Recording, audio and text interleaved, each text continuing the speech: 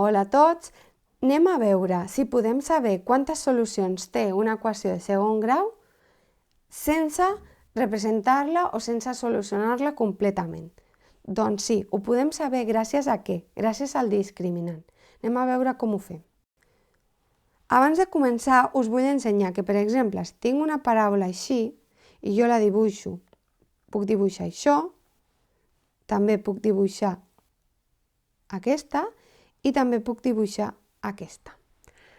Quina diferència hi ha entre aquestes tres? Que la vermella té dos punts que tallen, aquest i aquest, a l'eix de les X. La verda, si us fixeu, no talla en cap punt, ni tallarà perquè va cap a dalt. I la blava, si us fixeu, només talla en un punt, que seria el vèrtex.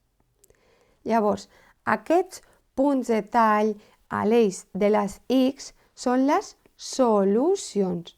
Per tant, quantes podem tenir? Podem tenir o dues solucions, o una solució, o cap solució. Això es pot saber calculant el discriminant, que el discriminant és aquesta petita fórmula que veureu que a vegades es posa amb un triangle. No sé si ho veieu, ho agafaré i ho poso més cap a baix. Ara sí, aquest triangulet i aquesta fórmula. És una part de la fórmula que veureu al pròxim vídeo. És sempre b a la 2 menys 4 per a per c.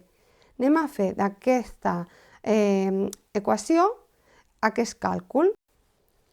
El discriminant b al quadrat. Recordeu que la b és aquest número d'aquí. Per tant, menys 5 tot al quadrat, perquè és tota la b. Menys 4 per a. Recordeu que la a és el número de davant de la x al quadrat, de l'esquerra, i la c per c és el número sol, 6. I si calculem això, dona 1. Aquest número vol dir que té una solució. Dues solucions, que he vist 1, dues solucions. És a dir, seria com la gràfica vermella. Ara anem a fer aquest.